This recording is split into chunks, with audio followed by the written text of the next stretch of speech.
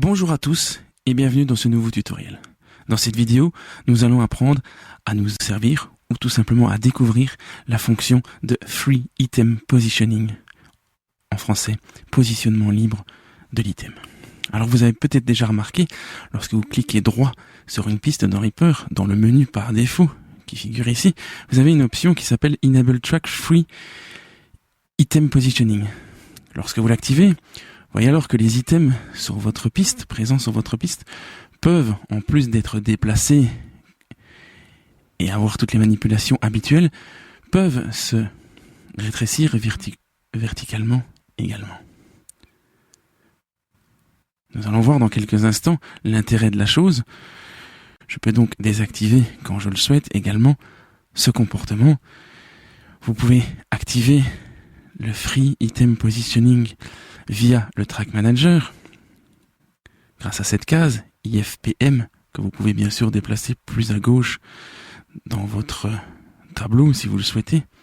À vous de gérer votre Track Manager comme bon vous semble.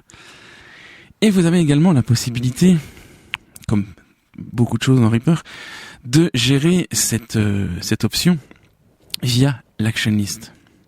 Si vous tapez Free Item Positioning, dans la version anglaise de Reaper bien sûr, vous allez constater que vous avez trois options ici, propriétés de track, qui s'appellent donc Toggle Free Item Positioning, Set Free Item Positioning ou Unset, donc à savoir activer le FIP, le désactiver et un bouton de toggle donc qui permet d'activer et de désactiver par le même raccourci clavier ou le même mouse modifier. En parlant de mouse modifier, vous allez donc voir que je bascule la piste dans son état. Ici, la piste est dans son état normal. Ici, elle est en état de ce qu'on va appeler, pour la raccourci, le FIP, le Free Item Positioning. Vous voyez que je peux basculer très rapidement cette piste. Et bien pourquoi? Tout simplement parce que dans ma configuration, cette action ici, Track Properties, Toggle Free Item Positioning, je l'ai tout simplement reliée via les préférences, Mouse Modifier, contexte Track Control Panel, double-clic, Contrôle Alt double-clic. Eh bien, j'ai relié donc cette action à ce type de clic sur mon TCP. Donc, ce qui me permet alors de passer la piste par un simple double-clic en maintenant les touches CTRL et ALT enfoncées. Vous pouvez, si vous le souhaitez, recopier ce genre de comportement pour revoir la même chose dans votre configuration de Reaper, ou alors utiliser un raccourci clavier. Enfin, faites comme bon vous semble. Je vous rappelle que j'ai des vidéos sur la personnalisation de Reaper qui parlent de tous ces paramètres modifiables. À vous donc d'aller y jeter un œil si vous ne connaissez pas encore ces principes. Revenons-en donc à notre FIP, Free Item Positioning. À quoi sert-il? Eh bien, imaginons que je souhaite faire un peu d'édition sur cet item audio. Je vais d'abord vous faire écouter le contenu. C'est tout simplement moi qui compte jusqu'à 4. 1, 2, 3, 4. Vous pouvez donc dans Reaper, comme dans beaucoup d'autres DAO, créer des éditions, donc déplacer certaines parties des items, comme bon vous semble, pour avoir un résultat audio plus souhaitable que ce que il a été enregistré à la base. Ça peut être dans un contenu musical ou alors dans l'intérêt d'un montage quelconque pour une séquence vocale ou autre. Vous voyez ici que déjà par défaut, avec la fonction d'auto-crossfade, Reaper est déjà assez instinctif au niveau de l'édition et vous permet de réaliser très facilement des éditions simplement en glissant et déplaçant les objets avec ou sans les fonctions de snapping. Je vais maintenant, que vous compreniez l'intérêt de la chose, basculer ma piste en FIP et alors pouvoir constater que maintenant il m'est possible également de, toujours en restant sur une seule et même piste, de superposer des items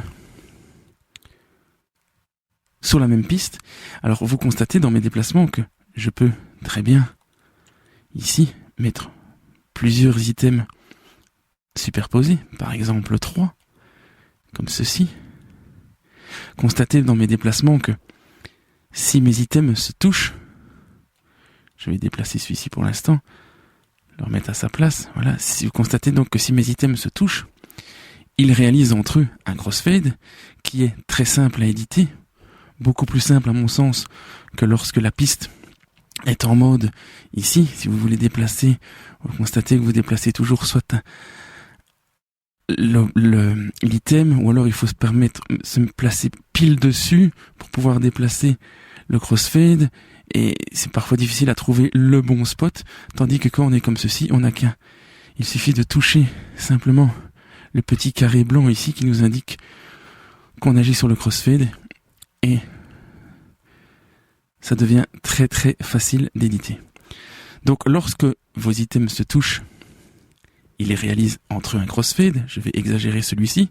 Constatez ici que si je repasse donc en mode normal, ma piste, et donc mes deux items sont donc crossfadés, et j'ai la possibilité également de superposer mes items. Alors maintenant, si je vous fais play, constatez que vous entendez le chiffre 1 et le chiffre 2 en même temps. Si je fais revenir ma piste en mode normal, constatez qu'on n'entend plus que le 1. Je fais revenir en arrière, FIP, on entend les deux simultanément. Alors, il y a un comportement dans Reaper qui est assez intéressant de connaître, qui se trouve dans les projets de setting et qui s'appelle le Item Mix Behavior. Par défaut, je pense que c'est cette option qui est choisie par les développeurs de Reaper, à savoir Enclose Item, Replace Enclosing Items. Ce qui veut dire que lorsque deux items se superposent complètement, comme c'est le cas ici, eh bien, les items les plus petits, on peut le traduire comme ça, vont passer par-dessus les items plus gros. En effet, ici, si je mute cet item, vous constatez donc que le chiffre 1, et ici, qui est donc le chiffre 2, le chiffre 1 est plus petit, et lorsque je vais donc repasser mon item, on constate donc que c'est l'item qui est le plus petit qui passe par-dessus le grand. Si j'avais l'inverse, comme ceci, et que je remettrais ma piste en mode normal, c'est maintenant le 2 qui est plus petit que le 1 qui superpose. Vous avez également un autre type de comportement qui s'appelle le Item Always Replace Earlier Items, qui pourrait se traduire par les items remplacent les items les plus tôt dans l'arrangement. Donc si je choisis cette option, vous allez constater que si je mets ma piste en mode normal, l'item qui est surpassé est celui qui a son origine la plus tôt dans le temps. Si j'étire ici cet item, constatez que l'item qui a son origine le plus tôt dans le temps est celui-ci, donc l'item 2, et c'est celui-ci qui est recouvert. Si je reviens à nouveau sur cet item ici, avec l'origine la plus tôt, c'est celui-ci maintenant, donc l'origine la plus tôt, qui est recouverte. Et vous avez un troisième comportement qui peut être très intéressant, c'est le Items Always Mix. En d'autres termes, les items se mélangent. Ce qui veut dire donc que lorsque je vais repasser ma piste en mode normal, eh bien mes deux items, comme vous pouvez le constater, se superposent et j'entends, dans la même piste, les deux items en même temps.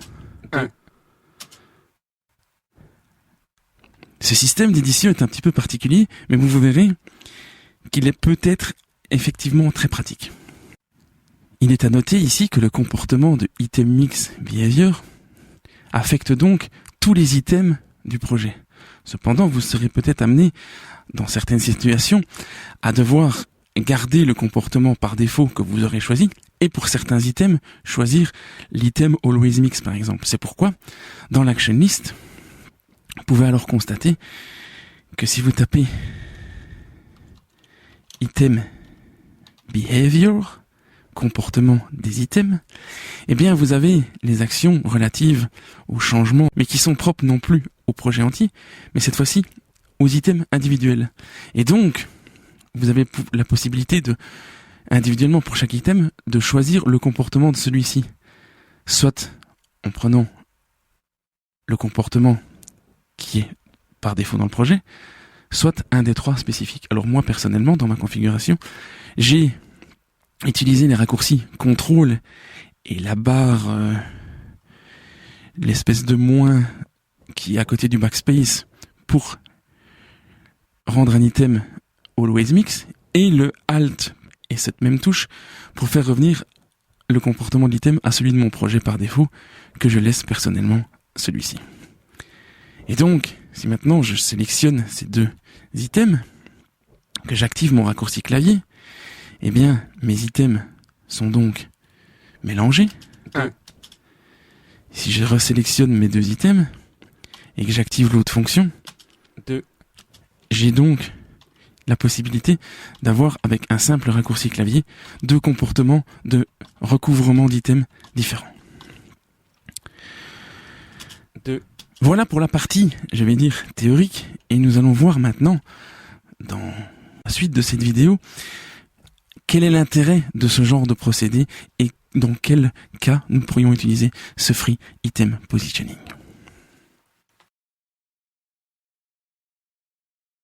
Nous voici maintenant dans un projet qui contient tout simplement une boucle de batterie qui a été enregistrée, comme vous pouvez le constater, donc en multipiste. Je vous fais écouter la chose.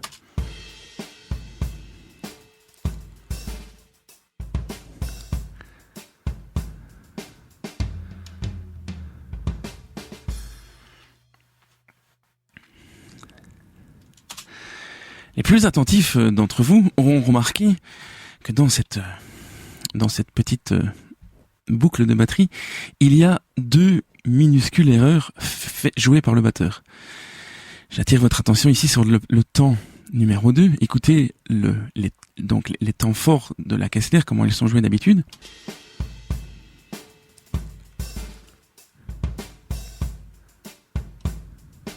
On constate donc ici que le coup de caisse claire que le batteur a donné est un peu faiblard comparé aux autres coups de la même boucle.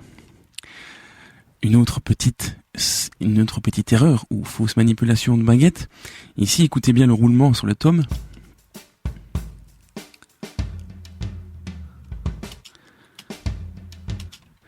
Vous pouvez constater ici que sur la double croche ici en question, eh bien le batteur a malheureusement, malencontreusement, raté son tom et a frappé le cerclage, le rime de celui-ci à la place. Ce qui rend le roulement un petit peu plus sale, disons-nous. Et malheureusement, je pense que le batteur voulait jouer donc tous ses coups sur le tom et donc le roulement n'a pas été exactement enregistré comme l'on souhaite. Nous pourrions donc utiliser le free item positioning pour aller corriger cette minuscule erreur. Alors comment faire ? Eh bien, comme lors dans toute séance d'enregistrement, on enregistre généralement des coups des éléments de batterie séparés, au cas où, et je vais donc ici utiliser un sample de tom alto que j'ai enregistré.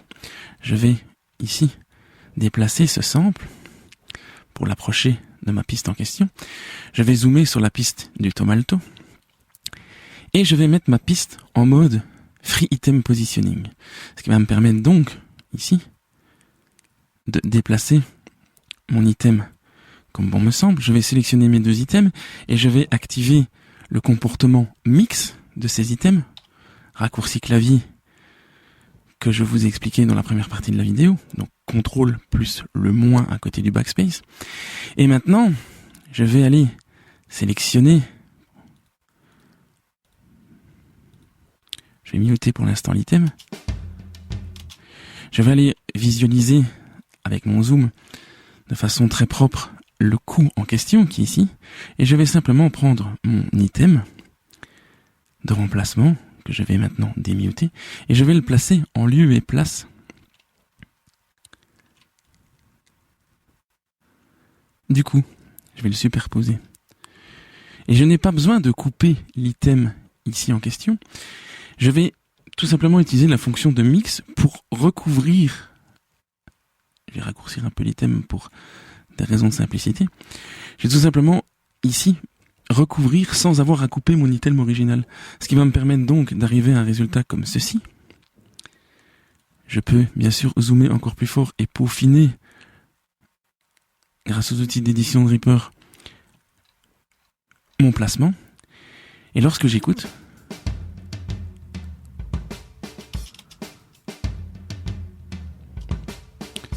l'avantage, c'est qu'en procédant de la sorte, constatez que je conserve le sustain naturel du tome que j'ai mis en remplacement. Mon item n'étant donc aucun cas coupé, comme ça serait le cas dans un autre type de logiciel où généralement il faut faire des découpes comme ceci, et donc j'aurais quelque chose comme ceci, où je n'aurai pas le sustain naturel. Ici, grâce à cette fonction de item mix, je peux laisser le decay, le sustain naturel du tome continuer, et ce tome se faisant entendre, j'ai quand même mon item toujours primaire, de base, qui est derrière, et qui me donne le contenu de la piste originale. Et j'ai donc quelque chose ici d'hyper naturel via cette fonction. Je peux en plus, grâce à cette fonction, gérer le volume de mon coût de remplacement.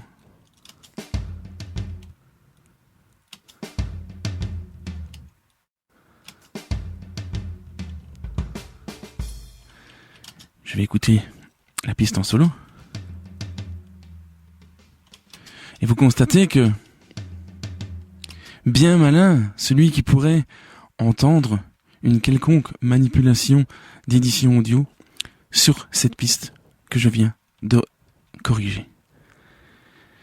Autre exemple, comme vous pouvez donc le constater ici, sur ma piste de caisse claire, le batteur a donc frappé un petit peu trop doucement le temps 3, le temps 2 de la mesure 3, et nous allons donc, de la même façon, aller chercher les samples de la caisse claire.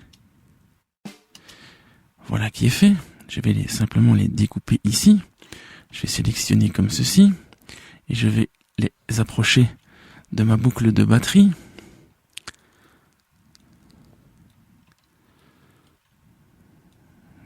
Comme ceci.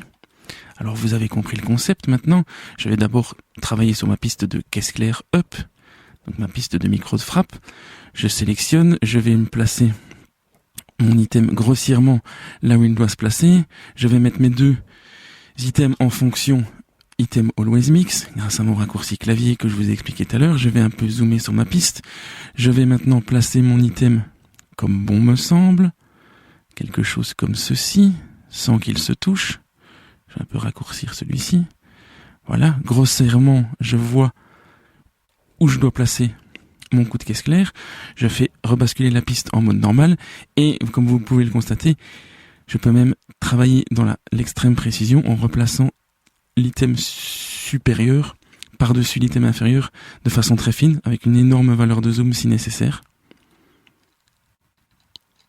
Et je peux, comme précédemment, doser donc le volume de ma frappe. Et vous constatez donc que la diaphonie qui est faite par le micro est conservée sur la piste originale, et je ne fais que rajouter un sample par-dessus cette piste, ce qui permettra donc à ce coup de caisse claire rajouté de passer totalement inaperçu.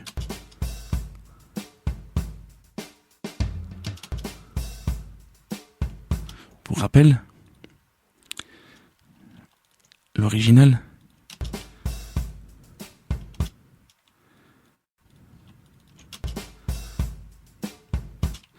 et je peux bien sûr faire la même manipulation sur la piste de snare bottom pour garder une espèce de logique et de continuité. Je vais zoomer sur ma piste, quelque chose comme ci. Donc je place grossièrement mon item, j'active l'item always mix,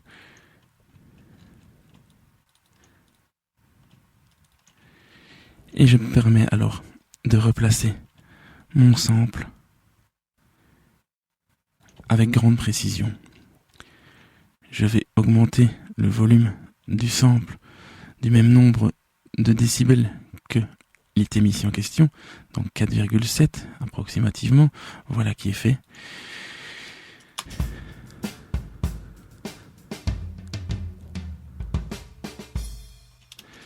Et j'ai donc maintenant une boucle de batterie qui a été, qui contenait à la base 2 petites erreurs de jeu, qui est donc maintenant 100% propre. Et mes éditions, non seulement ont été très simples à réaliser, mais en plus passent totalement inaperçues.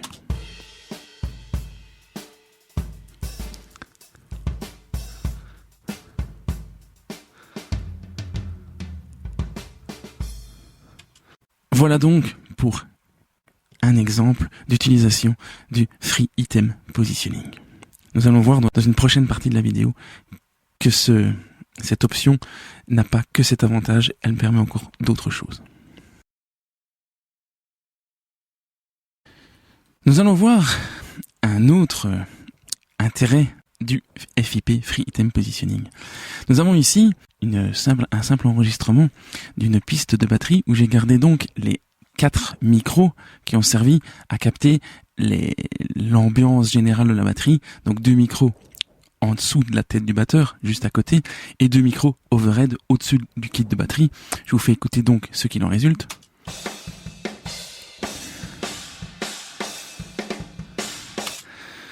Quelque chose donc comme ceci.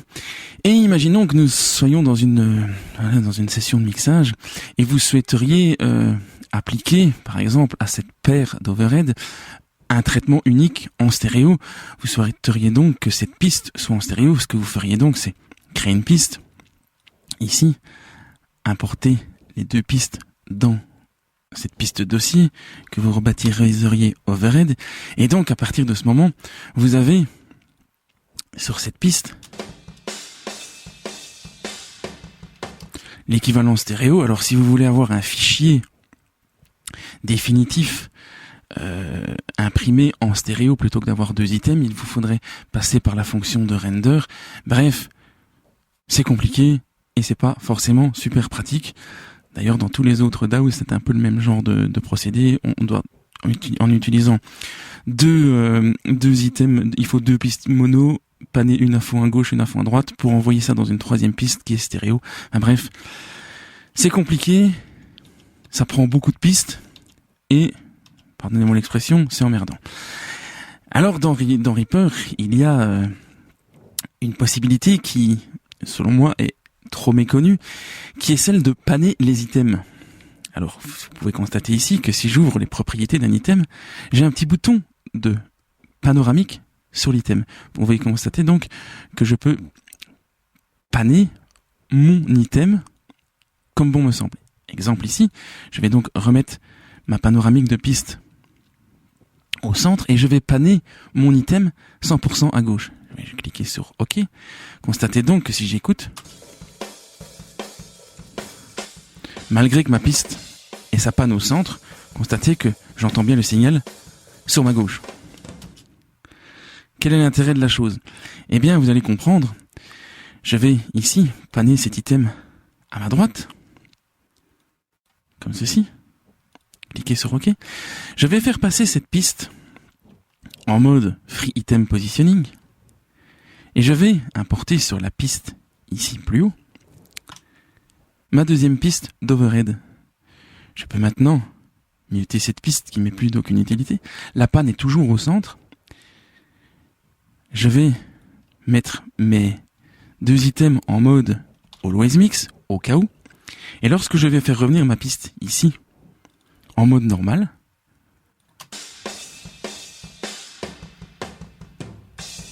j'ai donc une piste tout à fait stéréo, comme si j'avais donc un item stéréo. Mes 2 pistes mono sont maintenant en une seule et une piste stéréo. Je peux donc rebaptiser ma piste Underhead. Et je peux bien sûr, ici, toujours avoir la possibilité d'éditer chacun des items séparément.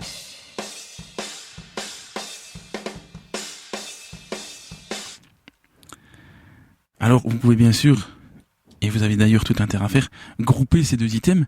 Comme ça, même si vous êtes en mode classique de piste, eh bien, lorsque vous déplacez un item, l'autre qui est en dessous le suit toujours pour garder, bien sûr, une cohérence. Et la beauté de la chose, c'est qu'on peut faire tout ce que je viens de faire ici de façon très rapide.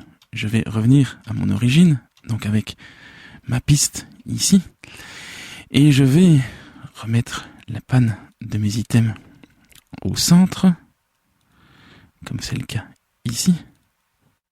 Voilà. Et donc ici, je suis redevenu donc ici à mon origine. Et je vais vous montrer, grâce à des actions très simples, qu'il est possible de réaliser cette mise en piste stéréo de façon très rapide. Vous pouvez constater ici que dans les actions relatives aux extensions SWS, vous avez panné la prise de l'item sélectionné 100% à gauche et 100% à droite, que personnellement j'ai raccordé à corset clavier Alt plus gauche et Alt plus droite.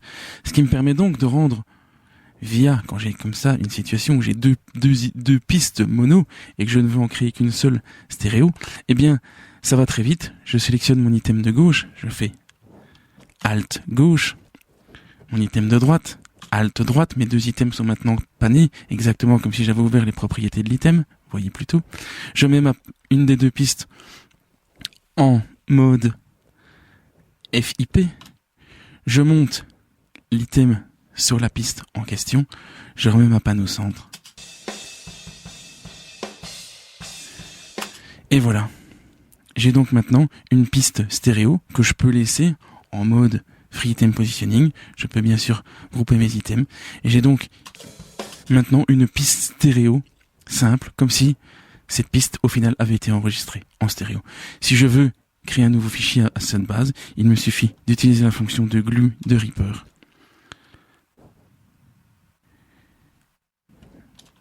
Et j'ai maintenant un fichier stéréo. Tout simple. L'intérêt ne se limite pas là. Je vais revenir une fois de plus à mon état d'origine. Parce que on peut très bien superposer plusieurs items sur une seule et même piste. Imaginez maintenant que je sois dans une situation où, comme ici, où j'ai 4 pistes pour gérer les overheads et j'aimerais bien n'avoir qu'une seule piste pour placer mes effets, mes EQ, mes compresseurs et tout ça. Eh bien, plutôt que d'avoir encore une fois à créer un dossier et d'utiliser un très grand nombre de pistes, eh bien, je pourrais de la même façon utiliser les mêmes fonctions. Donc, le underhead left, je le pannerai à gauche grâce à mon raccourci clavier Alt gauche, Alt droite pour celui-ci, Alt gauche, Alt droite. Il me suffit alors de placer ma première piste en FIP, commencer à connaître la chanson, et il me suffit alors de monter tous mes items, ici comme ceci, de les mettre tous en mode Always Mix. Je peux bien sûr, si le cœur m'en dit, arranger les choses un peu plus proprement, faire quelque chose comme ceci, histoire d'avoir un visuel un peu plus sympathique et d'avoir toujours accès aux différentes fonctions de l'item, mute, etc. et de grouper mes 4 items. Et j'ai donc maintenant, sur une seule piste, qui sera bien sûr pannée au centre, mes 4 items dont la sommation intervient au sein même de une seule piste. Et j'ai donc ici économisé 3 pistes, et même je dirais 4, parce que pour avoir le même résultat, il m'aurait fallu utiliser une piste dossier ou une piste qui recevrait le signal des 4 précédentes. Et donc voilà ici que dans mon arrangement, du coup, grâce à cette petite combine, eh bien, j'ai tous mes items qui sont sur une seule et même piste. Je peux maintenant rebaptiser ça overhead plus underhead. Je peux même repasser la piste en mode normal. Rien de bien compliqué. Si je veux éditer un item en particulier, je fais CTRL ALT double-clic sur la piste. Et c'est parti. Et donc en situation de mixage, vous pourrez constater que ça vous fait gagner énormément de pistes. Je ne sais pas si certains d'entre vous utilisent des sommateurs analogiques ou des surfaces de contrôle. Eh bien, quand on utilise ce genre d'outil, avoir un nombre plus restreint de pistes est souvent synonyme de confort. Et donc, avec ce petit truc, lorsque vous avez à créer des pistes de busing ou des pistes stéréo sur base de fichiers mono, eh bien, cette petite astuce vous permettra de gagner du temps et de la place. Vous pourriez par exemple utiliser cette astuce sur des chœurs. Imaginez que vous avez enregistré 8 ou 16 couches de chant sur un refrain, et donc vous avez 16 pistes qui font juste A ou O. Et généralement, ce qu'on fait, c'est qu'on met toutes ces pistes-là dans un folder, et puis on met une EQ ou un compresseur uniquement sur ce folder.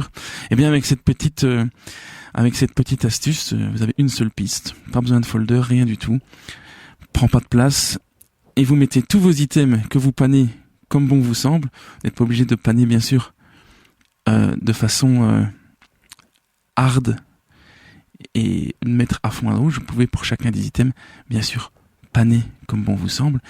Si le besoin se faisait ressentir de traiter uniquement un seul item via un effet, je vous rappelle donc que dans Reaper, vous pouvez placer des plugins.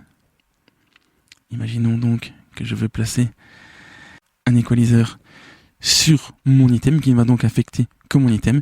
J'ai aussi également un bouton de volume par item. J'ai donc exactement les mêmes possibilités que si j'étais passé par 4 pistes individuelles qui rentreraient dans un seul et même item. Avec la seule différence, bien sûr, qu'au niveau gestion de surface des contrôles et gestion de summing analogique, beaucoup plus facile et beaucoup plus simple d'utilisation. Nous allons voir dans une partie suivante de ce tutoriel comment nous pouvons utiliser cette fonction de FIP également dans du MIDI. Nous voici maintenant dans un projet qui contient uniquement des pistes MIDI. Si je vous fais écouter cet arrangement,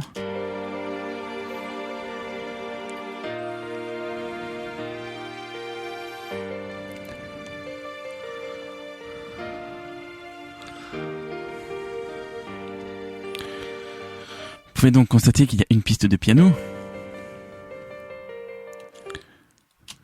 une piste de harpe, une première couche de cordes et une deuxième. Toutes ces pistes MIDI sont envoyées dans une seule et même piste qui contient donc contact dans lequel j'ai chargé une banque de sons propre à chacune de mes pistes. J'ai donc le piano qui est joué par cette banque de sons New York Production, la harpe qui est jouée par celle-ci, les cordes numéro 1 qui est jouée par celle-ci, et la corde numéro 2 jouée par ce dernier. Et donc, j'ai effectué un routing de cette piste ici, j'ai pris tous les canaux MIDI que j'ai redirigés vers le canal 1, donc le canal 1 qui est affecté à mon piano. Ma harpe ici est affectée au canal 2, donc j'ai donc créé un send de ma piste vers la piste de contact qui envoie tous mes canaux dans mon canal numéro 2, etc. Les cordes numéro 1 partent dans le channel 3 et mes cordes numéro 4 dans le channel 4. Ce qui permet donc à tout ce beau monde d'avoir son propre canal et donc que chaque piste ici active sa propre banque de sons. Ici, je ne vous apprends rien. Ceux qui ont l'habitude d'utiliser des instruments virtuels tels que Contact qui permettent donc d'être multitimbres ont l'habitude de ce genre de manipulation. Alors comme le sujet de notre vidéo parle du FIP, du Free Item Positioning, je vais vous montrer une situation où cette fonction peut être pratique. Je vais ici, comme je sais que mon piano rentre dans le canal 1, je vais ouvrir mon éditeur MIDI, je vais aller chercher toutes les notes qui sont jouées dans mon item de piano, je vais toutes les sélectionner et je vais utiliser l'action Set Event to Channel 1. J'ai donc ici tout un tas de raccourcis clavier que j'ai affectés à ces différentes fonctions de channel. Je vais donc ici envoyer toutes les notes de la harpe sur le channel 2, toutes les notes des cordes sur le channel 3 et celle-ci sur le channel 4. Donc pour l'instant, je n'ai absolument rien changé à mon arrangement, vu que tous mes canaux d'une piste vont quand même dans les canaux en question. Donc en gros, tout se passe comme prévu. L'intérêt ici de la chose, c'est que maintenant, si j'utilise la fonction de FIP sur ma piste, je double-clique, eh bien je peux monter ici tous mes items MIDI sur ma piste de contact. Et comme chacun des items est affecté, les notes contenues dans cet item est affecté au canal des instruments virtuels, eh bien, je peux maintenant me séparer de ces pistes. Et vous pouvez constater